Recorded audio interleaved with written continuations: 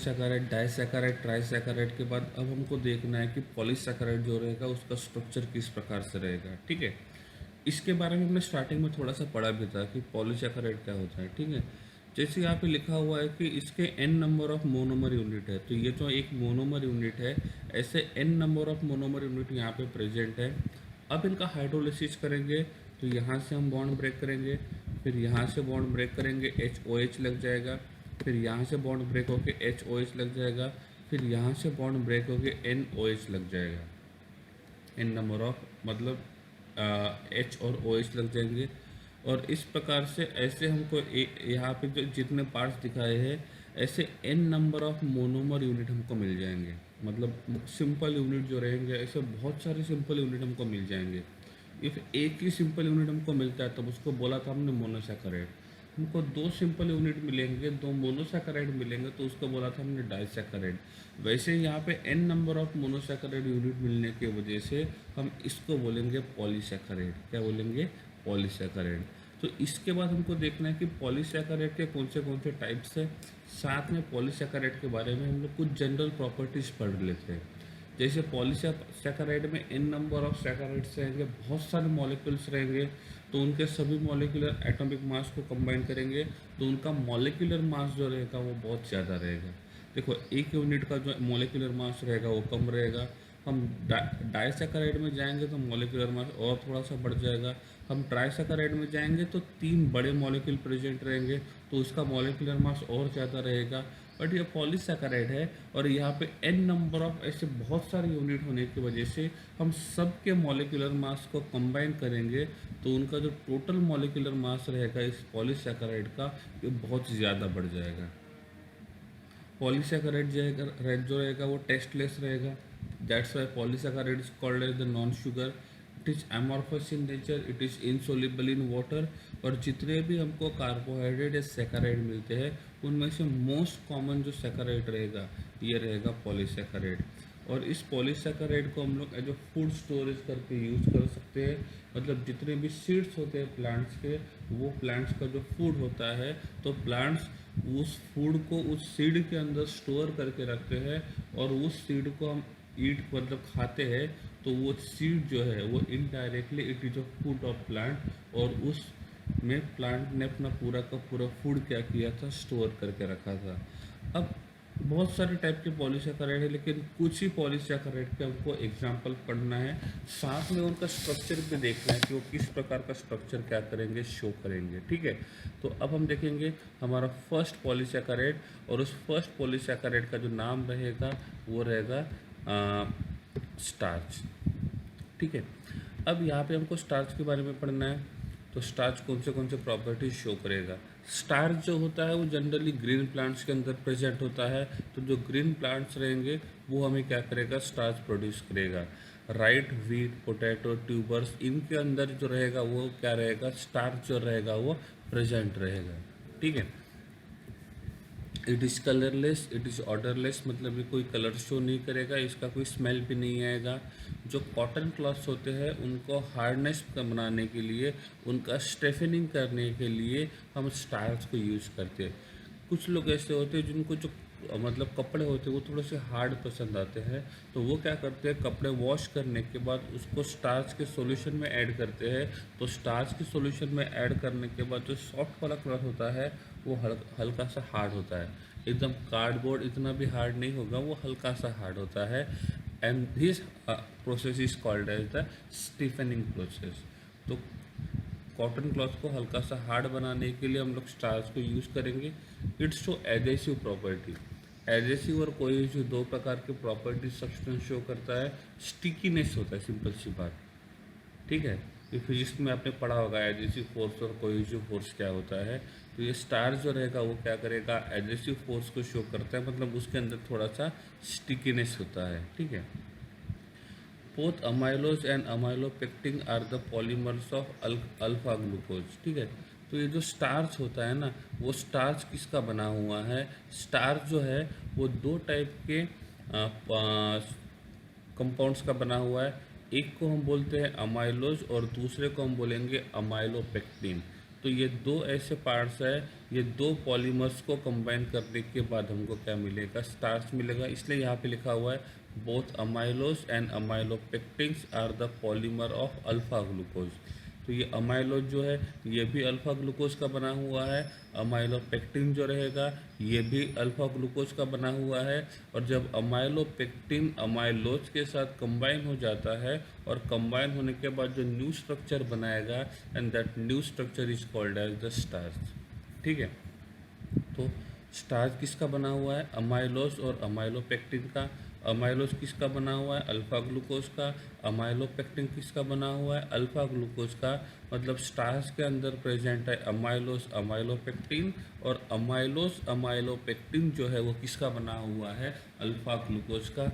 मतलब ये बोल सकते हैं कि स्टार्च का हाइड्रोलिसिस करते जाएंगे तो सबसे छोटा जो हमको मोनोमर मिलने वाला है वो क्या मिलने वाला है, अल्फ़ा ग्लूकोज मिलने वाला है। अल्फ़ा इसलिए लिखा हुआ है कि C1 कार्बन मतलब एनोमर कार्बन का OH जो रहेगा ये असाइक्लिक स्ट्रक्चर में राइट साइड में रहेगा और साइक्लिक स्ट्रक्चर में लोअर साइड में रहेगा। तो ये जो भी स्टार्च होता है उस स्टार्च के अंदर 15 से लेकर 20% जो रहेगा वो अमाइलोज प्रेजेंट होता है, और 75 से 80% जो रहेगा वो अमाइलोपेक्टिन रहेगा। आगे के स्लाइड में इन दोनों का स्ट्रक्चर भी देखेंगे, अभी उनके प्रॉपर्टीज देख लेते हैं जो आपको नोट डाउन करने हैं। अमाइलोज जो रहेगा वो भी ग्लूकोज का बना हुआ है, और जब दो ग्लूकोज के यूनिट एक दूसरे के साथ ज्वाइंट करेंगे तो वहाँ पे जो लिंकेज रहेगा वो रहेगा C1OC6। जो ग्लाइकोसिडिक लिंकेज रहेगा अमाइलोज में वो रहेगा C1OC4, लेकिन अमाइलोपेक्टिन में जो ग्लाइकोसिडिक लिंकेज रहेगा वो रहेगा C1OC6। सो अमाइलोज में रहेगा C1OC4, अमाइलोपेक्टिन में रहेगा C1OC6। ये रहेंगे उनके glycosidic linkage, oxide linkage. Amylose जो रहेगा वो लीनियर नेचर शो करता है, और अमाइलोपेक्टिन जो रहेगा वो ब्रांच नेचर शो करता है। तो अमाइलोज लीनियर रहेगा, अमाइलोपेक्टिन जो रहेगा वो ब्रांच रहेगा।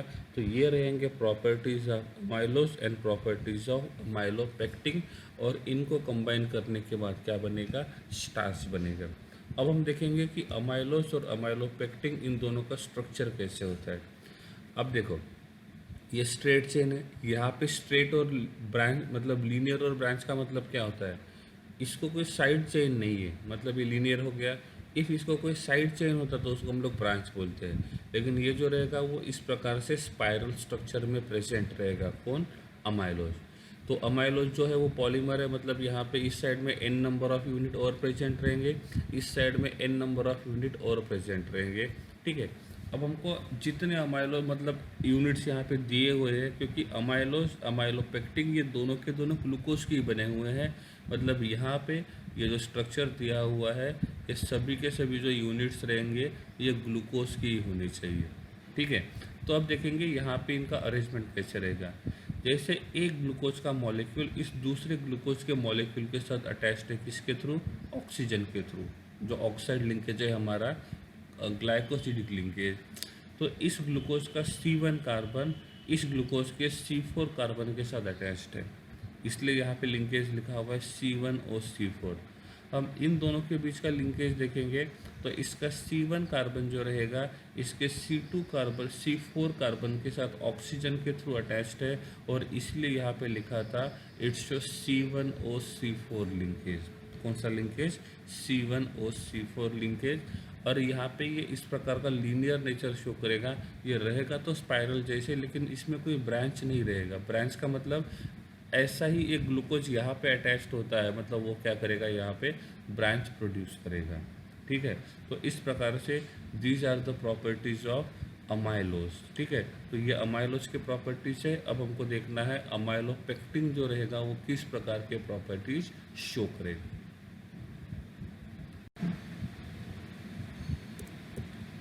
ये है अमाइलोपेक्टिन के प्रॉपर्टी। अमाइलोपेक्टिन देखो, आप यहाँ पे देखोगे तो पहले थोड़ा सा हम लोग इरेजर यूज कर लेते हैं। ओके, हाँ चलो ठीक है। अब कुछ बातें हम लोग देख लेते हैं। यहाँ पे एक ग्लूकोज का मॉलिक्यूल, ये दूसरा ग्लूकोज का मॉलिक्यूल है। ठीक है, तो यहाँ पे जो लिंकेज है वो कौन सा है, C1 और C4। अब देखो ये यहाँ से यहाँ तक हम जा रहे हैं तो ये स्ट्रेट चेन है, इसको यहाँ पे ब्रांच्ड है, यहाँ पे क्या है, ब्रांच। हम ये बोल सकते हैं कि अमाइलोज में C1 और C4 भी रहेगा और C1 और C6 दोनों प्रेजेंट रहेंगे। यहाँ पे एक पॉइंट ये भी ऐड कर सकते हो कि अमाइलोपेक्टिन में C1 और C6 के साथ साथ C1 और C4 भी रहेगा। ठीक है, अब देखो ये हमने देख लिया कि ये हमारा एक स्ट्रेट चेन है और इस स्ट्रेट चेन को यहाँ से एक ब्रांच है, सही ना, और यहाँ से एक ब्रांच है और यहाँ से एक ब्रांच है। मतलब ये जो रहेगा ये लीनियर नेचर शो नहीं करेगा, ये क्या करेगा, ब्रांच नेचर शो करेगा। ठीक है, अब देखो ये 1 ग्लूकोज का मॉलिक्यूल, ये सेकंड ग्लूकोज का मॉलिक्यूल, दोनों एक दूसरे के साथ C1 और C4 के थ्रू अटैच्ड है। यहाँ पे भी ये C1 और C4, ये रहेगा C1 और C4।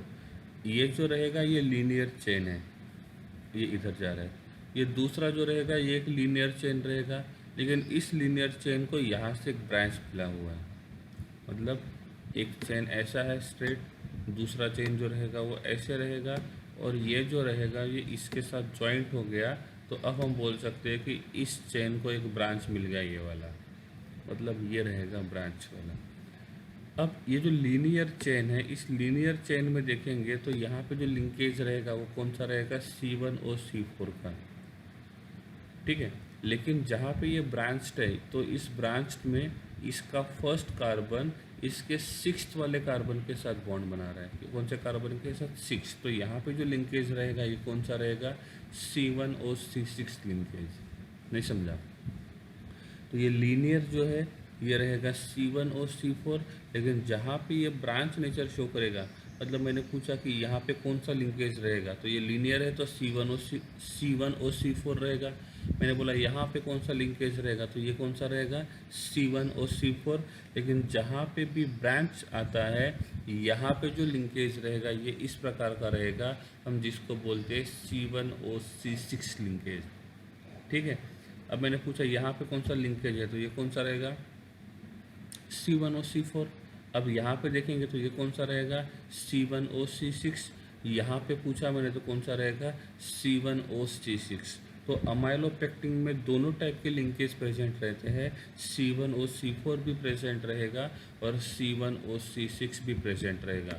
तो एक था अमाइलोज का स्ट्रक्चर और दूसरा जो रहेगा वो रहेगा अमाइलोपेक्टिन का स्ट्रक्चर। अमाइलोज जो रहेगा वो वाटर सोल्यूबल है, लेकिन वही अमाइलोपेक्टिन जो रहेगा ये वाटर इनसोल्यूबल है। ये उनके और प्रॉपर्टीज हमने ऐड किए हैं। तो amylose is a water soluble and amylopectin is a water insoluble. अब हमारा नेक्स्ट जो पॉलीमर रहेगा वो रहेगा सेल्यूलोज। यहाँ पे सेल्यूलोज के मोनोमर फिर से यहाँ पे है, यहाँ पे फिर से मोनोमर्स रहेंगे, लेकिन हमने यहाँ पे 3 ही मोनोमर को यूज किया। यहाँ पे हमको 3 ही मोनोमर दिख रहे हैं, इसका मतलब ये नहीं है कि यहाँ ये ट्राई सैकराइड का काम करेगा, क्योंकि यहाँ पे ये ब्रांच अटैच्ड है, इधर ग्रोथ शुरू है, n नंबर ऑफ यूनिट है, लेकिन यहाँ पे 3 ही मोनोमर को शो किया हुआ है। हम हाइड्रोलिसिस करेंगे, ये बॉन्ड टूट जाएगा, HOH लगेगा। हाइड्रोलिसिस करेंगे, ये बॉन्ड टूट जाएगा, HOH लगेगा और हमको मोनोमर यूनिट मिलेंगे, और ऐसे n number of monomer unit मिलेंगे, and that's why it is called as the polysaccharide. और इस पॉलीसैकेराइड का नाम रहेगा cellulose. Cellulose is a polymer of beta glucose with beta linkage. Beta glucose में बीटा लिंकेज, अल्फा ग्लूकोज में alpha linkage.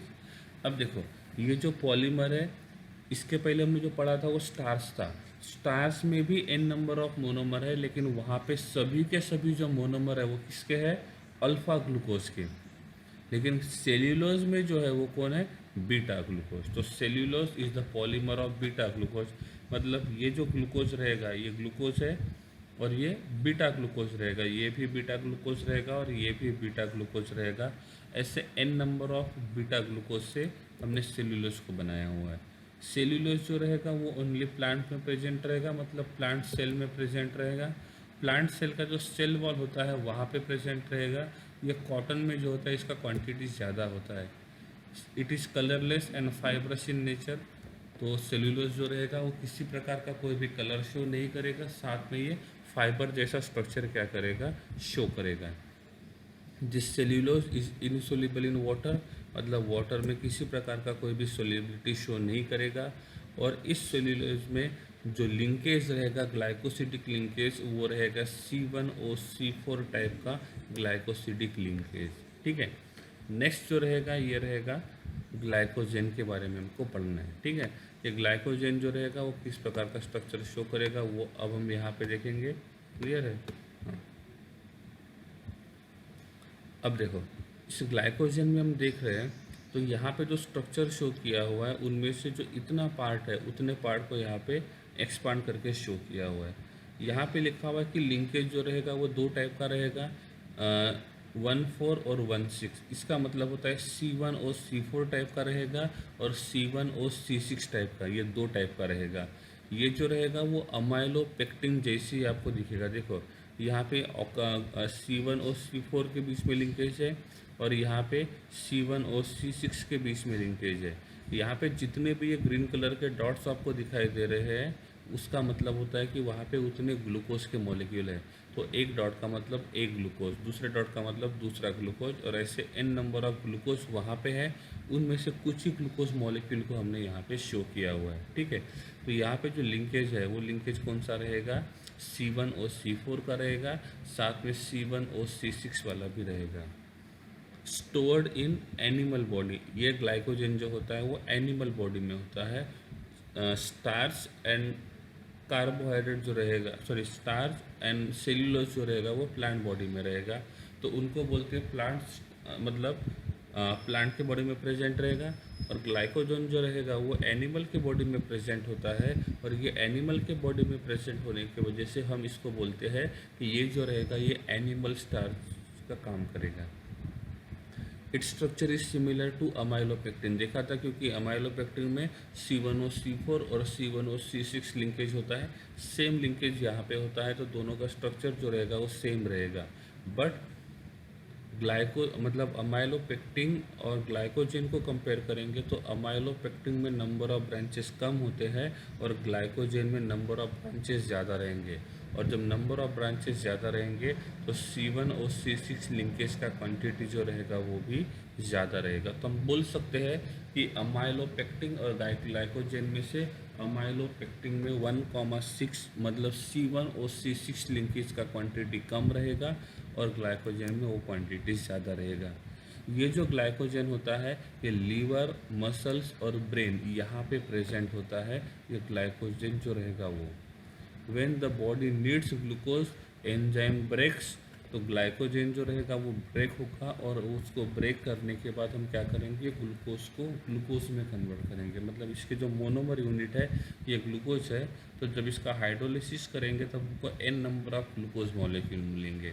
जब कभी ऐसा होता है हमारे बॉडी के अंदर ग्लूकोज का क्वांटिटी कम हो जाता है तो बॉडी क्या करती है, वहाँ पे ग्लूकोज को प्रोड्यूस करने के लिए इस ग्लाइकोजन को तोड़ देती है। और ग्लाइकोजन को तोड़ने के बाद इसका हाइड्रोलिसिस होने के बाद ये ग्लाइकोजन जो रहेगा ये किस में कन्वर्ट हो जाएगा, ग्लूकोज में कन्वर्ट हो जाएगा। और इस प्रकार से ये क्या करेंगे, वहाँ पे n number of glucose molecule produce करेंगे। और इस ग्लूकोज मॉलिक्यूल से हमारी बॉडी क्या करेगी, एनर्जी बनाने की कोशिश करेगी। ये जो कार्बोहाइड्रेट होता है, इस कार्बोहाइड्रेट का जो लास्ट पॉइंट रहेगा, it is found in east and fungi, मतलब ईस्ट और फंगी यहाँ पे भी ये कार्बोहाइड्रेट जो रहेगा, सॉरी ये ग्लाइकोजन जो रहेगा वो क्या रहेगा, प्रेजेंट रहेगा। अब जो कार्बोहाइड्रेट्स के बारे में हमने पढ़ा है तो इस कार्बोहाइड्रेट्स का हमारे रेगुलर लाइफ में क्या यूज़ है। Cell wall of bacteria is made up of cellulose, मतलब जो सेल वॉल होता है बैक्टीरिया का वो बनाने के लिए भी हम मतलब किसको यूज़ करते हैं, सेल्यूलोज को यूज़ करते हैं। Starch in seed in the form of food for the new growing plant, मतलब सीड से जो नया प्लांट आता है, जब वो प्लांट छोटा होता है उस टाइम पे वो खुद का फूड खुद नहीं बना पाता है।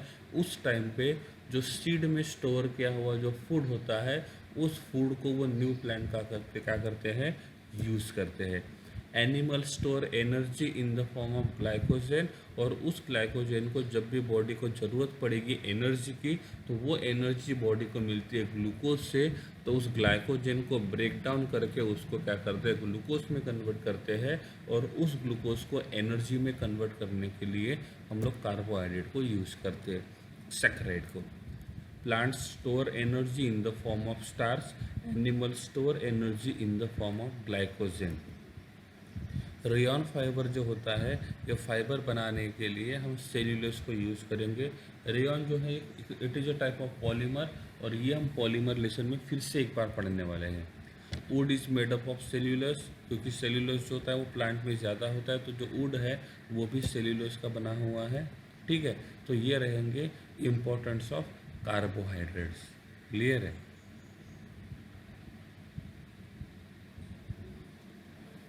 अब हमारा नेक्स्ट जो पार्ट रहेगा वो रहेगा प्रोटीन। तो ये जो लेसन है वो पहला जो इसका पार्ट था वो था कार्बोहाइड्रेट, जिसको सैकराइड बोला था। अब इस लेसन का जो सेकंड पार्ट रहेगा ये रहेगा प्रोटीन। ठीक है, यहाँ पे आपको जो स्ट्रक्चर दिखाई दे रहा है, जो 3D में स्ट्रक्चर दिखाई दे रहा है, वो प्रोटीन का स्ट्रक्चर है। अब ये जो प्रोटीन का स्ट्रक्चर है वो अलग अलग तरीके से आपको दिखाई दे रहा है, डिफरेंट कलर में यहाँ पे शो किया हुआ है, और हर कलर का स्ट्रक्चर थोड़ा सा आपको डिफरेंट दिखाई दे रहा होगा। अब यहाँ पे आपको कुछ समझ में नहीं आएगा कि किस पार्ट का स्ट्रक्चर किस प्रकार से दिया हुआ है। पहले हम लोग ये देखेंगे प्रोटीन होता क्या है, उसके बाद देखेंगे प्रोटीन जो रहेगा उसका स्ट्रक्चर कैसे रहेगा, और वो स्ट्रक्चर पता चलने के बाद आप ये बता सकते हो कि ये पर्टिकुलर कलर में कौन से टाइप का प्रोटीन क्या रहेगा, प्रेजेंट रहेगा। ठीक है, तो अब शुरू करते हैं प्रोटीन के प्रॉपर्टीज़। प्रोटीन नाम का जो वर्ड है वो प्रोटियोस नाम के वर्ड से बना हुआ है, और ये प्रोटियोस नाम का जो वर्ड है, ग्रीक वर्ड है, उसका मतलब होता है प्राइम इम्पोर्टेंट। मतलब जो हमारे बॉडी के लिए बहुत ज़्यादा ज़रूरी होते हैं उसको हम बोलेंगे प्राइम इम्पोर्टेंट, और ये प्राइम इम्पोर्टेंट हमारे बॉडी में होने की वजह से हम इनको बोलते हैं प्रोटीन। प्रोटीन जो है वो बायोपॉलीमर का काम करेंगे, मतलब हमारी बॉडी में प्रेजेंट रहेंगे, लेकिन ये मोनोमर यूनिट का काम, मोनोमर यूनिट के बने रहेंगे। अब ये पॉलीमर है, इसका मतलब सिंपल सी बात है, इसका मॉलिक्यूलर मास जो रहेगा वो बहुत ज़्यादा रहेगा। जैसे हमने बोला था कि जो सेल्यूलोज है, cellulose is the polymer of beta glucose, starch is the polymer of alpha glucose, वैसे ही ये प्रोटीन जो रहेगा it is a polymer of amino acid. मतलब इसके बाद का हमारा टॉपिक क्या होना चाहिए, अमीनो एसिड होना चाहिए, और ऐसे n number of amino acid को ज्वाइन करेंगे तो ये इस प्रकार का प्रोटीन का क्या बनाएगा, स्ट्रक्चर बनाएगा। इसका मतलब प्रोटीन पढ़ने के पहले हमको क्या पढ़ना पड़ेगा, अमीनो एसिड पढ़ना पड़ेगा, अमीनो एसिड का स्ट्रक्चर पढ़ना पड़ेगा, ताकि उस अमीनो एसिड को हम लोग किस में कन्वर्ट करेंगे, पॉलीमर बना के प्रोटीन में कन्वर्ट कर सकते हैं। ये प्रोटीन जो होता है वो लिविंग सेल में प्रेजेंट होता है। लिविंग सेल में जो एंजाइम्स होते हैं, हार्मोन्स होते हैं, एंटीबॉडीज़ होते हैं, these are the examples of protein. मतलब एंजाइम जो है वो भी एक टाइप का प्रोटीन है। हमारे बॉडी के अंदर जो हार्मोन्स प्रेजेंट होते हैं ये भी प्रोटीन का काम करेंगे। तो प्रोटीन जो होता है वो हमारे बॉडी के लिए बहुत ज़्यादा ज़रूरी होता है। और ये जो प्रोटीन होता है इसके जो मेन कंपोजिशन जो रहेगा वो होता है, कार्बन प्रेजेंट होता है, nitrogen, oxygen, sulphur, phosphorus, iron, MN, ऐसे बहुत सारे जो एलिमेंट्स होते हैं वो एलिमेंट्स जो रहेंगे वो प्रोटीन के अंदर प्रेजेंट होते हैं, और ये प्रोटीन जो रहेगा वो हमारे बॉडी के लिए बहुत ज़्यादा ज़रूरी है। ये जो प्रोटीन होता है इस प्रोटीन का हाइड्रोलिसिस करने के बाद वो पेप्टाइड लिंकेज को तोड़ता है, और पेप्टाइड लिंकेज को तोड़ने के बाद वो किस में कन्वर्ट होता है, अमीनो एसिड में कन्वर्ट होता है, क्योंकि protein is a polymer of amino acid. जैसे हमने पिछले टॉपिक में पढ़ा था कि सेल्यूलोज का हाइड्रोलिसिस करेंगे तो उनके बीच का ग्लाइकोसिडिक लिंकेज टूट जाएगा और वो ग्लूकोज में कन्वर्ट होगा। सही है ना? मतलब हम यहाँ पे कंसीडर करते हैं सेल्यूलोज का हाइड्रोलिसिस करेंगे, ग्लाइकोसिडिक लिंकेज को तोड़ेंगे, हाइड्रोलिसिस करने के बाद तो वहाँ पे हमको ग्लूकोज मिला था। सेम रिएक्शन यहाँ पे भी है, क्योंकि उस सेल्यूलोज का सबसे छोटा पार्ट जो था वो ग्लूकोज था। यहाँ पे जो प्रोटीन है उसका मोनोमर जो रहेगा वो कौन है, अमीनो एसिड। तो n number of amino acid एक दूसरे के साथ ज्वाइंट होंगे, अपने बीच में पेप्टाइड लिंकेज बनाएंगे, और पेप्टाइड लिंकेज बनाने के बाद वो क्या बनेगा, प्रोटीन बनेगा। लेकिन उसी प्रोटीन का हाइड्रोलिसिस करके उस पेप्टाइड लिंकेज को तोड़ेंगे, और पेप्टाइड लिंकेज को तोड़ने के बाद हमको क्या मिलेगा, अमीनो एसिड मिलेगा। इससे एक बात क्लियर है कि प्रोटीन जो रहेगा उसका छोटा पार्ट, जो सबसे छोटा जो पार्ट रहेगा वो रहेगा अमीनो एसिड। तो प्रोटीन और अमीनो एसिड को ज्वाइन करेंगे, उनके बीच में पेप्टाइड लिंकेज रहेगा। सैकराइड में ग्लाइकोसिडिक लिंकेज होता है, तो प्रोटीन में पेप्टाइड लिंकेज प्रेजेंट रहेगा। ठीक है, यहाँ पे अमीनो एसिड के स्ट्रक्चर्स आपको शो किए हुए, बहुत सारे स्ट्रक्चर दिए हुए हैं। हम धीरे धीरे एक एक पॉइंट को हम लोग पढ़ेंगे। यहाँ पे जो 2D में स्ट्रक्चर दिया हुआ है उसी को इसमें 3D में दिया हुआ है, दोनों स्ट्रक्चर सिमिलर ही है। ठीक है, अब देखते हैं अमीनो एसिड का मतलब क्या होता है। अमीनो एसिड दो वर्ड का बना हुआ है, एक अमीनो और दूसरा एसिड। मतलब ऐसा सब्सटेंस रहेगा, एक देखो हमने स्टार्टिंग में पढ़ा था कि अमीनो एसिड जो है वो एक बायोमोलिक्यूल है। बायो का मतलब लिविंग थिंग्स के अंदर एक केमिकल कंपाउंड प्रेजेंट है, और जब वहाँ पे केमिकल कंपाउंड प्रेजेंट रहेगा तो उसमें केमिकल मॉलिक्यूल्स भी होने चाहिए।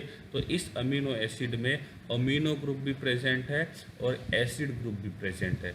अमीनो का मतलब होता है NH2। NH2 जब सब्स्टिट्यूएंट का काम करेगा तब अमीनो रहेगा, जब फंक्शनल ग्रुप का काम करेगा तो अमाइन रहेगा। कार्बोक्सिलिक एसिड एसिड का ही काम करता है और इसका प्रायोरिटी हम सबसे ज़्यादा रखते हैं, तो ये यहाँ पे एसिड ही रहेगा और ये अमाइन ग्रुप है, और दोनों को कंबाइन करेंगे तो ये बन जाएगा अमीनो एसिड। अब देखो हम इसमें देखेंगे तो यहाँ पे ये वाला जो पार्ट है ये कौन सा पार्ट है, एसिड का पार्ट है, सही है ना। ये कौन सा पार्ट है, एसिड वाला पार्ट है। ठीक है, तो इस रीजन को हम बोलेंगे एसिड रीजन। अब इसको हम देखेंगे तो ये हमारा अमीनो ग्रुप है, तो amino plus acid it is called as amino acid. इसमें देखेंगे तो ये हमारा एसिड वाला ग्रुप है, और ये जो रहेगा वो अमीनो ग्रुप है, तो ये भी रहेगा अमीनो एसिड। यहाँ पे देखेंगे तो ये हमारा एसिड का पार्ट है और ये हमारा अमीनो पार्ट है, तो ये रहेगा अमीनो एसिड। अब हमने कॉमन नॉमेनक्लेचर में अल्फ़ा बीटा को यूज़ किया था। फंक्शनल ग्रुप के पास कार्बन नहीं है, तो फंक्शनल ग्रुप जिस कार्बन को अटैच होता है उसको बोला था अल्फ़ा कार्बन। ठीक है, एग्जांपल के लिए मैं यहाँ पे लिख सकता हूँ carbon attach to carbon attach to carbon attach to fluorine. ठीक है, अब यहाँ पे जो फंक्शनल ग्रुप है वो फ्लोरीन है, फ्लोरीन के पास कार्बन नहीं है, तो फंक्शनल ग्रुप जिस कार्बन को अटैच रहेगा वो रहेगा अल्फ़ा, नेक्स्ट वाला रहेगा बीटा और नेक्स्ट वाला रहेगा गैमा। लेकिन वही बात जब ऐसा आता है कि फंक्शनल ग्रुप के पास कार्बन प्रेजेंट है, तो फंक्शनल ग्रुप जिस कार्बन को अटैच्ड है उसको बोला था हमने अल्फ़ा, तो ये रहेगा अल्फ़ा। यहाँ पे देखेंगे तो ये हमारा मेन फंक्शनल ग्रुप है, तो फंक्शनल ग्रुप के पास कार्बन है, तो फंक्शनल ग्रुप का कार्बन जिस कार्बन को अटैच रहेगा वो रहेगा अल्फ़ा, और नेक्स्ट वाला जो रहेगा वो रहेगा बीटा। सही है ना। हाँ, अब यहाँ पे हम लोग देखेंगे तो यहाँ पे कौन प्रेजेंट है, ये रहेगा अल्फ़ा, ये रहेगा बीटा और ये रहेगा गैमा। क्लियर।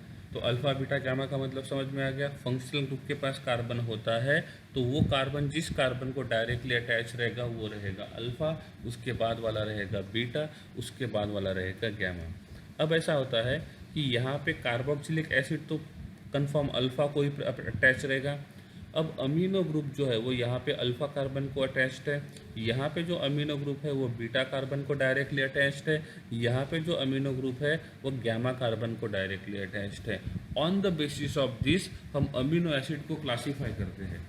हम इसको बोलेंगे अल्फ़ा अमीनो एसिड। क्यों? क्योंकि अमीनो ग्रुप अल्फ़ा कार्बन को डायरेक्टली अटैच्ड है। क्लियर है ना, नहीं समझा?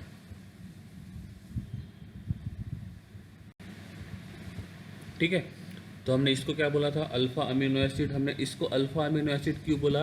क्योंकि यहाँ पे अमाइन ग्रुप जो रहेगा वो अल्फ़ा कार्बन को अटैच्ड है।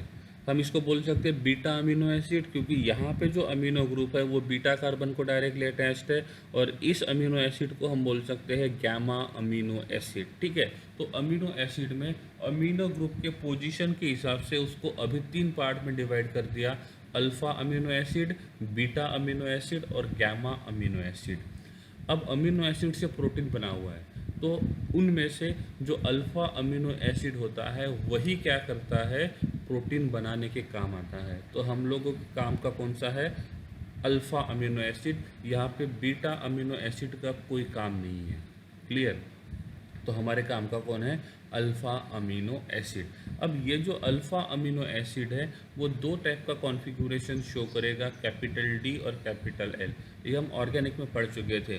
बॉटम मोस्ट कायरल कार्बन में OH या तो NH2 ग्रुप राइट साइड में रहेगा तो कैपिटल डी, और लेफ्ट साइड में रहेगा तो कैपिटल एल। टोटल जो अमीनो एसिड है उनमें से अल्फ़ा अमीनो एसिड का क्वांटिटी देखेंगे तो ये रहेगा 20 अल्फ़ा अमीनो एसिड प्रेजेंट है। कितने? 20। क्लियर? तो टोटल अल्फ़ा अमीनो एसिड जो रहेंगे वो रहेंगे 20। It is the dipolar ion. इसको डायपोलर आयन कहा जाता है। अब उसका रीज़न देखते हैं कि क्यों इसको डायपोलर आयन कहा जाता है। क्लियर? हाँ।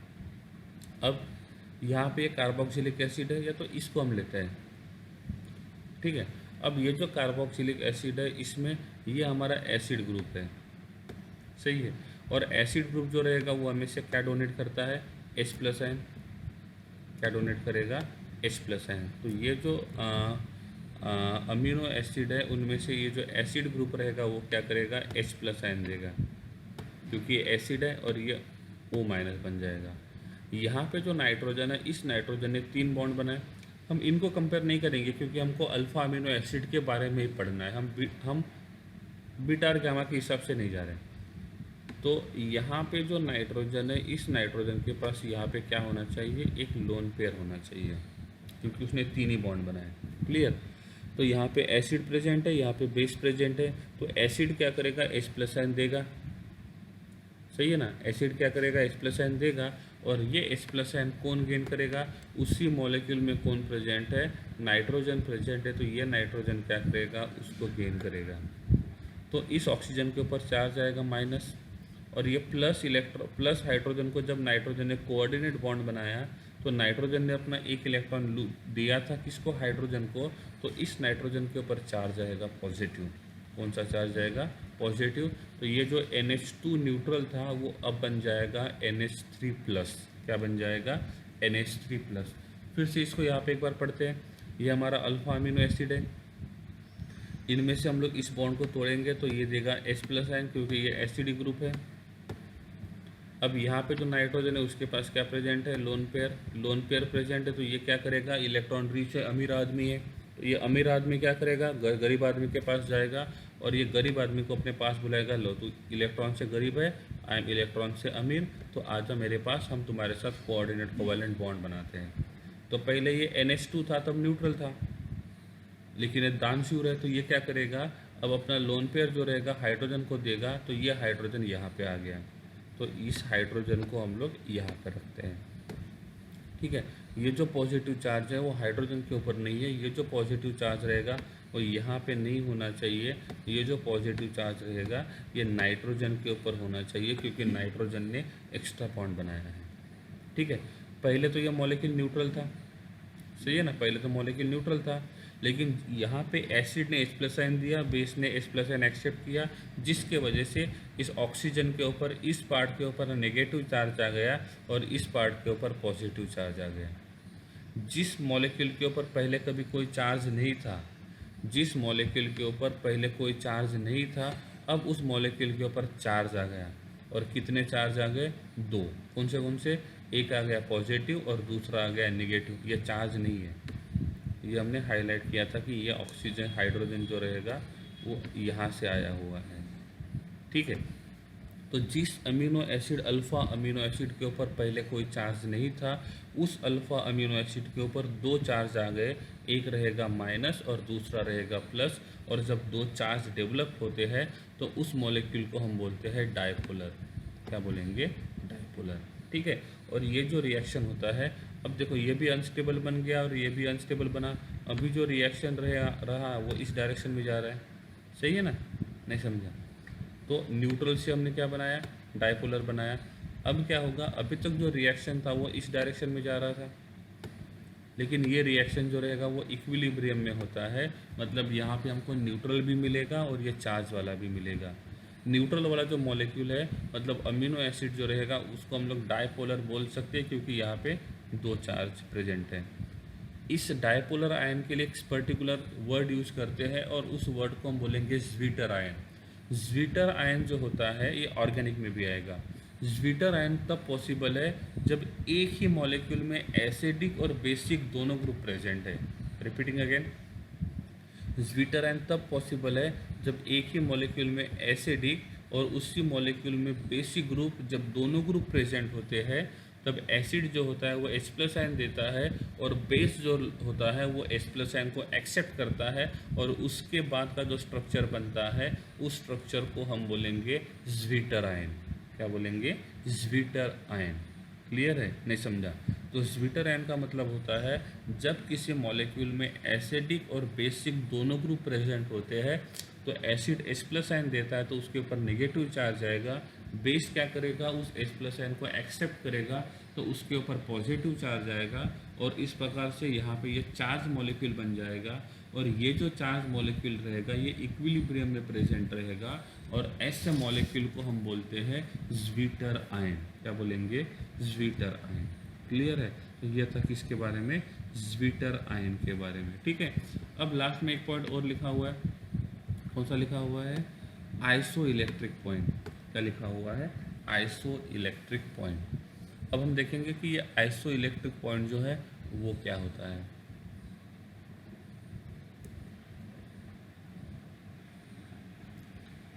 ठीक है, तो अब देखेंगे आइसो इलेक्ट्रिक पॉइंट। ठीक है, अब ये आइसो इलेक्ट्रिक पॉइंट पढ़ने के लिए हम यहाँ पे थोड़ा सा एक इलेक्ट्रोकेमिस्ट्री के कंसेप्ट को यूज़ करते हैं। यहाँ पे मैंने एक रॉड को यूज़ किया हुआ है और ये जो रहेगा ये बन जाएगा मेरा एक इलेक्ट्रोड। क्या बन जाएगा? एक इलेक्ट्रोड। यहाँ पे मैंने एक दूसरा इलेक्ट्रोड यूज़ किया। क्या किया? दूसरा इलेक्ट्रोड यूज़ किया है। क्लियर है? नहीं समझा? ठीक है, अब ऐसा होता है कि एक इलेक्ट्रोड को हमने पॉजिटिव कंसीडर किया, एक इलेक्ट्रोड को हमने पॉजिटिव इलेक्ट्रोड कंसीडर किया तो दूसरा जो रहेगा वो निगेटिव इलेक्ट्रोड रहेगा। क्लियर है? अब मैंने बोला कि यहाँ पे सपोज मेरे पास पॉजिटिव इलेक्ट्रोड है तो पॉजिटिव इलेक्ट्रोड क्या करेगा? निगेटिव की तरफ ट्रैवल करेगा और निगेटिव इलेक्ट्रोड जो रहेगा वो पॉजिटिव की तरफ ट्रैवल करेगा। क्लियर? अब मैंने बोला कि एसिड का क्वांटिटी ज़्यादा है, मतलब H प्लस आयन का क्वांटिटी ज़्यादा रहेगा तो वो एसिड का क्वांटिटी ज़्यादा रहेगा तो वो वहाँ पे H प्लस आयन ज़्यादा प्रोड्यूस करेगा। अब सिंपल सी बात, आइसो इलेक्ट्रिक पॉइंट का मतलब होता है ऐसा pH जिस pH के ऊपर यहाँ पे जो पार्टिकल्स रहेंगे वो पार्टिकल्स किसी प्रकार का कोई भी मूवमेंट शो नहीं करेंगे, मतलब किसी भी इलेक्ट्रोड की तरफ कोई मूवमेंट जो रहेगा वो शो नहीं करेंगे। तो अभी तक हमने जो पढ़ा था ये अमीनो एसिड के जनरल प्रॉपर्टीज़ क्या होते हैं इसके बारे में पढ़ा था। ठीक है, अब ये जो अमीनो एसिड्स है उसमें जो लास्ट 3 पॉइंट जो रेड कलर से शो किए हुए हैं उसकी तरफ ध्यान रखना है। डायपोलर आयन का मतलब पढ़ लिया, ज्वीटर आयन का मतलब पढ़ लिया। अब आइसो इलेक्ट्रिक पॉइंट जिसको हम लोग शो करते हैं पी से, ये पी जो रहेगा उसका सिंबल रहेगा।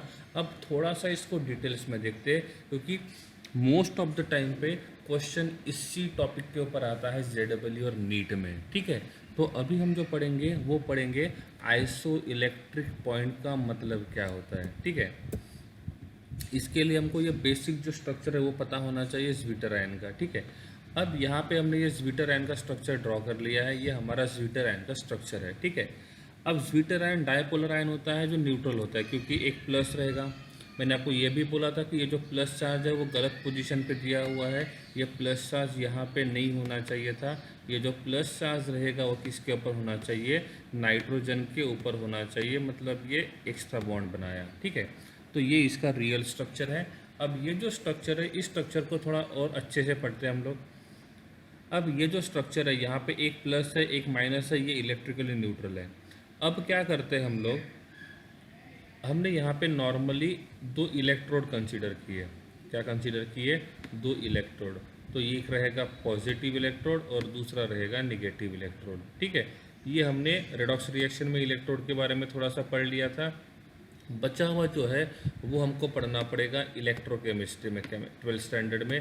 तो ये हमारा पॉजिटिव इलेक्ट्रोड है, ये हमारा निगेटिव इलेक्ट्रोड है। ठीक है, तो एक हमारा कटायन है और कैथोड है और दूसरा जो रहेगा ये रहेगा एनोड का काम करेगा। क्लियर है? अब मैं बोलता हूँ आपको कि ये जो मॉलिक्यूल है ये इलेक्ट्रिकली न्यूट्रल है। If A molecule electrically neutral है तो वो ना ही पॉजिटिव की तरफ जाएगा ना ही निगेटिव की तरफ जाएगा। क्लियर है ना? इफ मैं ये कंसिडर करता हूँ कि ये जो अमीनो एसिड है, ये अमीनो एसिड के ऊपर ओनली पॉजिटिव चार्ज है, तो वो कहाँ पे ट्रैवल करेगा? निगेटिव इलेक्ट्रोड की तरफ। इफ़ इस अमीनो एसिड के ऊपर निगेटिव चार्ज रहेगा तो वो कहाँ पे ट्रैवल करेगा? पॉजिटिव इलेक्ट्रोड की तरफ, बिकॉज अपोजिट चार्ज जो होते हैं वो एक दूसरे को अट्रैक्ट करने का काम करते हैं, ठीक है। लेकिन यहाँ पे जो अमीनो एसिड है फिलहाल ये कैसा है?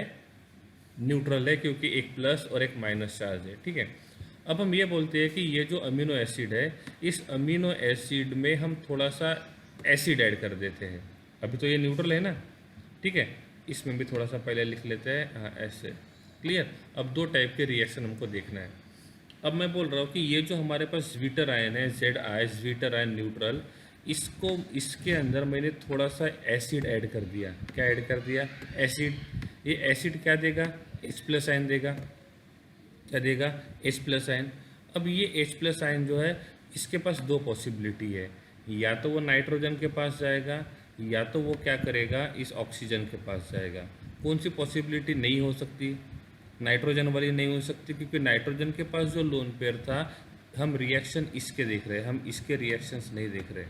क्लियर है? हाँ। अब नाइट्रोजन के पास जो लोन पेयर था वो तो ऑलरेडी उसने हाइड्रोजन के साथ कोऑर्डिनेट कोवेलेंट बॉन्ड बना लिया था, तो अब इस नाइट्रोजन के पास कोई इलेक्ट्रॉन नहीं है, कोई पेयर ऑफ इलेक्ट्रॉन नहीं है, तो ये एक्स्ट्रा H प्लस आयन नहीं गेन नहीं कर सकता। लेकिन ये जो ऑक्सीजन है, ये ऑक्सीजन क्या करेगा? इस H प्लस आयन को गेन करेगा। और इफ़ ऐसा होता है तो ये निगेटिव चार्ज ऑक्सीजन जो रहेगा, ये क्या करेगा?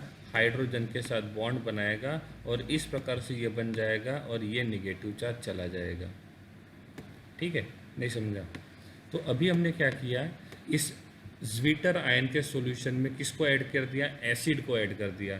अब जैसे हम लोग एसिड को ऐड करेंगे तो उस सॉल्यूशन का पीएच बढ़ेगा, कम होगा? एसिड को ऐड करेंगे तो सॉल्यूशन का पीएच कम होगा, बेस को ऐड करेंगे तो सॉल्यूशन का पीएच बढ़ेगा। क्लियर है? नहीं समझा? तो पहले इस मॉलिक्यूल के ऊपर पॉजिटिव निगेटिव दोनों चार्ज थे, उस सॉल्यूशन में हमने थोड़ा सा एसिड ऐड कर दिया। अब वो एसिड क्या का H प्लस आयन जो रहेगा वो क्या करेगा? O माइनस के साथ चला जाएगा, और जैसे ये O माइनस के साथ चला जाएगा तो ये बन जाएगा OH। अब एसिड के सॉल्यूशन में दिख रहे हैं। अब यहाँ पे जो मॉलिक्यूल है, इस मॉलिक्यूल के ऊपर का नेगेटिव चार्ज तो निकल गया, अब कौन सा चार्ज बचा? पॉजिटिव। मतलब ये जो मॉलिक्यूल अमीनो एसिड है, ये अब कटायन का काम करेगा। किसका काम करेगा? कटायन का। यहाँ पे ये कटायन अनायन दोनों का काम नहीं कर रहा था, क्योंकि पॉजिटिव निगेटिव ओवरऑल क्या बन गया था? न्यूट्रल बन गया था। बट यहाँ पे ऐसा नहीं हो रहा है, ये ओवरऑल क्या बन जाएगा? पॉजिटिव बन जाएगा। और जैसे ये पॉजिटिव बन जाएगा तो वो कहाँ पे ट्रैवल करेगा? निगेटिव इलेक्ट्रोड पे क्या करेगा? ट्रैवल करेगा। क्लियर है? तो थोड़ा सा हम एसिडिक मीडियम में लेके जाते हैं इस अमीनो एसिड को, तो जो अमीनो एसिड पहले किसी भी इलेक्ट्रोड की तरफ ट्रैवल नहीं कर रहा था, वो अमीनो एसिड अब क्या करेगा? नेगेटिव इलेक्ट्रोड की तरफ ट्रैवल करेगा। अब बात आते हैं एसिडिक मीडियम की, हो गई। हम बात करते हैं बेसिक मीडियम की। तो हमारे पास जो अमीनो एसिड है, उस अमीनो एसिड में हमने बेस ऐड कर दिया, और इस बेस ने क्या किया? OH माइनस आयन को दिया। क्लियर है? अब इसकी बात करेंगे तो इसके पास जो एसिडिक हाइड्रोजन था वो तो चला गया, क्योंकि बेस का काम होता है एसिडिक हाइड्रोजन को लेना। अब जैसे ये H प्लस आयन इस नाइट्रोजन के साथ चला गया, तो नाइट्रोजन ने ज़रूरत से ज़्यादा बॉन्ड बना लिए, तो नाइट्रोजन का स्टेबिलिटी थोड़ा सा कम हो गया, और अब ये नाइट्रोजन चाहेगा कि वो अपनी स्टेबिलिटी मेंटेन करने के लिए एक हाइड्रोजन को क्या करे? लूज़ करे। और जैसे वो हाइड्रोजन को लूज़ करेगा, तो ये हाइड्रोजन को लूज़ तभी करेगा जब वहाँ पे क्या प्रेजेंट रहेगा? बेस प्रेजेंट रहेगा। तो ये बेस क्या करेगा? यहाँ का जो OH माइनस रहेगा, वो इस H प्लस आयन के साथ क्या करेगा? बॉन्ड बनाएगा। और जैसे ही H प्लस आयन के साथ बॉन्ड बनाएगा तो ये पॉजिटिव चार्ज चला जाएगा, तो इस नाइट्रोजन के ऊपर अब किसी प्रकार का कोई भी चार्ज नहीं रहेगा, तो ये बन जाएगा न्यूट्रल। क्लियर है? सही है ना? तो ये जो नाइट्रोजन था वो न्यूट्रल बन गया। तो जब बेसिक हमने इस ज्वीटर आयन को बेसिक मीडियम में ऐड किया, तो बेसिक मीडियम में जो OH है वो क्या करेगा? इस H प्लस आयन को गेन करेगा, तो नाइट्रोजन के ऊपर का जो प्लस चार्ज था वो निकल जाएगा, और ऑक्सीजन के ऊपर का जो निगेटिव चार्ज था वो एज इट इज बचेगा। तो जो मॉलिक्यूल पहले बेसिक सॉल्यूशन में ऐड करने के बाद, देखो आपको ये अलग कंडीशन थी, ये अलग कंडीशन है, दोनों साथ में नहीं पढ़ना है। या तो हम एसिडिक मीडियम में ऐड करेंगे तो ये हुआ था, अब हम बेसिक मीडियम में ऐड करेंगे तो ये पॉसिबल है। तो जैसे हमने बेसिक मीडियम में ऐड किया, तो बेसिक मीडियम में ऐड करने के बाद क्या हुआ कि ये H+ आयन इस OH के साथ चला गया, ये नाइट्रोजन न्यूट्रल बन गया, लेकिन ऑक्सीजन के ऊपर का नेगेटिव चार्ज अभी भी बाकी है। मतलब ये जो अब मॉलिक्यूल है अमीनो एसिड का, ये मॉलिक्यूल जो रहेगा अब वो न्यूट्रल नहीं रहा, अब वो नेगेटिवली चार्ज है, और ये नेगेटिवली चार्ज होने की वजह से ये कहाँ पे ट्रैवल करेगा, ये नेगेटिवली चार्ज कहाँ पे ट्रैवल करेगा, पॉजिटिव इलेक्ट्रोड की तरफ ट्रैवल करेगा।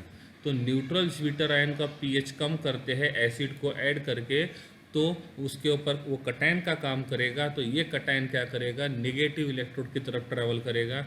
इफ़ हम ज्विटर आयन में बेसिक सॉल्यूशन को ऐड करते हैं, मतलब उसका पीएच को बढ़ाते हैं, तो पीएच को बढ़ाने के बाद उस ज्विटर आयन के ऊपर नेगेटिव चार्ज आएगा, और इस नेगेटिव चार्ज के वजह से वो क्या करेगा, पॉजिटिव इलेक्ट्रोड की तरफ क्या करेगा, ट्रैवल करेगा। ठीक है, और इस प्रकार से वो क्या करते हैं, मूवमेंट शो करते हैं। तो ये मूवमेंट तभी पॉसिबल है जब वो ज्विटर आयन इलेक्ट्रिकली न्यूट्रल नहीं रहेगा। इफ़ वो इलेक्ट्रिकली न्यूट्रल रहेगा तो वो किसी भी इलेक्ट्रोड की तरफ ट्रैवल नहीं करेगा। समझा? क्लियर? अब आगे थोड़ा और पढ़ते हैं कि इसके मतलब और ये कौन से प्रॉपर्टीज़ को क्या करेगा, शो करेगा। क्लियर है?